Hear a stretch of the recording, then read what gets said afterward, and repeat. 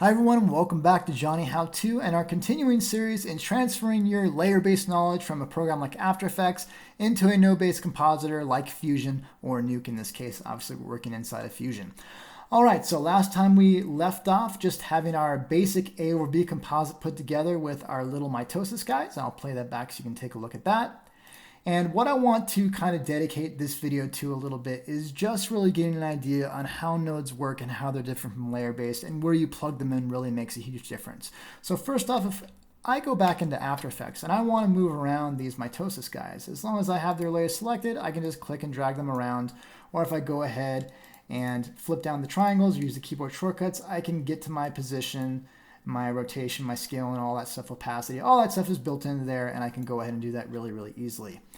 Now, that's great that it's all built in, but the downside is if I have to go look at things to see if I've actually made changes. And that doesn't seem like a big deal, but if you want to know exactly what you've changed at a glance, that's where node-based compositing really has kind of a little bit more power in being clear from the get-go. Now, inside of Fusion, you do have the controls to be able to move around the footage built into the merge node, but I typically don't like to do that because that's kind of defeating the purpose of node-based compositing. I want to see everything that I'm doing as an individual operation step, and that lets me know at a glance, once I have a lot of different nodes in my composition, I know exactly what's going on. So the dedicated node in order to move things around is just called a transform node. And if I go ahead and hold down Shift and press spacebar, I have access to all the nodes inside of Fusion, and obviously there's a lot, and I don't want to have to sort through this list, and this is popped up already because I did this last time.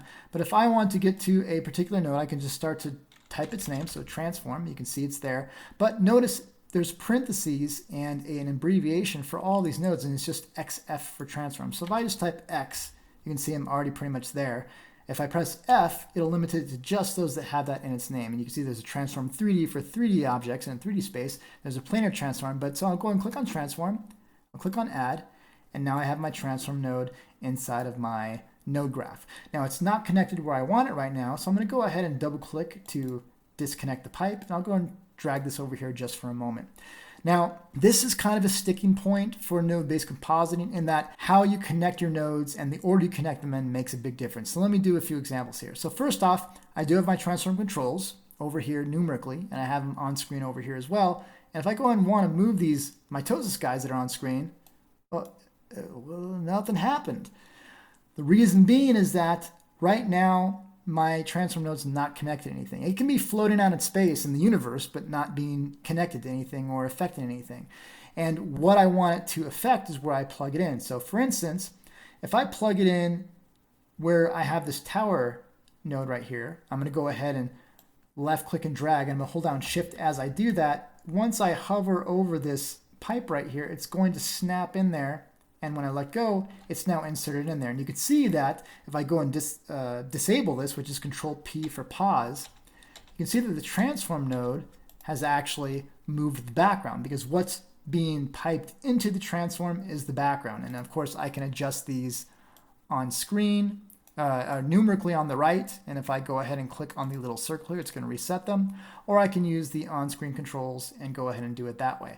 So let's go ahead and talk about how our transform controls work. But let's go ahead and adjust our mitosis guy since that's what our goal is anyway. So I'm going to hold down Shift, left click and drag again to disconnect it, and I'll keep that held down until I see this highlighted here. Once I let go, it's inserted. And now when I adjust my transform node, whether it's size or whatever like that, it's going to affect what I'm intending it to. All right, so let's talk about the controls. So you obviously have your controls over here in the inspector tab, or panel I should say rather. And you can do your rotation, you can flip it horizontally or vertically. So you have some really nice controls. But what if you wanted to use these on screen? Well, you have some controls here, and this little dotted circle is your rotation. If I left click and drag while I'm hovering over that, it'll rotate. I'll Control Z that. If I want to move it just vertically or horizontally, I just hover over that particular axis arrow, and I can do it that way. And out here on the boundaries, I'm going to hold down Control and use the scroll wheel to zoom out a little bit. If I hover over this green bar out here, especially on the corner, it's going to scale it up and down. So that's basically your on-screen controls. Obviously, you can use them over here as well. I want to go back to fit this, so I'm going to just select fit right here, and so I can get all my space back. So now last but not least, just like closing out of this, if I want to see what would happen if I go ahead and disconnect this, hold down shift, left click and drag to extract it. If I plug this in at the bottom, what will happen if I plug it into the merge node? Well, first off, I don't see anything happening if I adjust my size, because I'm not actually viewing the transform node. Remember, I can view anything in my particular node, or in my node graph at any given time. So I can view just the tower, just the mitosis guys, just the merge. But if I want to see the transform, I have to make sure to select this transform node, press 1, and now I can see that my node is affecting everything, because what's being piped into it? Well, the combination of everything up to this point from the merge node. So hopefully that makes sense. I know this is not the most exciting thing, but it is a real sticking point for people when they're first starting off with node-based compositing to kind of grasp that, because it is quite a bit different from After Effects and how that works. I definitely had a hard time getting used to that. So hopefully this video will kind of clear that up, and we'll be moving on to building our mitosis army and getting more things set up in the next video. So I'll see you on the next Johnny How To.